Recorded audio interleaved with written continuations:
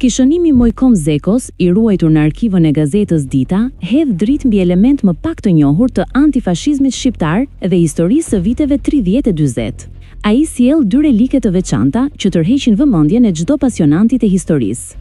Automatiku i nipit të Hermann Göring, i vrarë në Pezë, dhe arma e komandantit italian Walter Audicio, Valerio, me të cilën u ekzekutua Benito Mussolini në 28 prill 1945. Kjo armë e dhuruar Shqipërisë në një vizitë Audicios në vitin 1957 u bë objekt i një jehone ndërkombëtare kur u ekspozua në Muzeun Kombëtar. Mojkom Zeco kujton se shumë gazetarë evropian erdhën për ta fotografuar, madje edhe mbesa e Mussolinit reagoi publikisht kundër ekspozimit të saj, por arma mbetet një provë unike historisë së luftës së dytë botërore.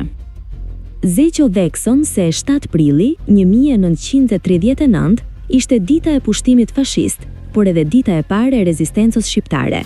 Ai përshkruan groteskën e përpjekjeve për fashistizimin e vendit, luftën italo-greke dhe aktet e rezistencës, si atentati i Vasil Laçit kundër Viktor Emanuelit. Në këtë klim u krijua çeta e parë antifashiste e Meslim Pezës dhe më pas, më 8 nëntor 1941, Partia Komuniste Shqiptare, që organizoi qendresën çlirimtare.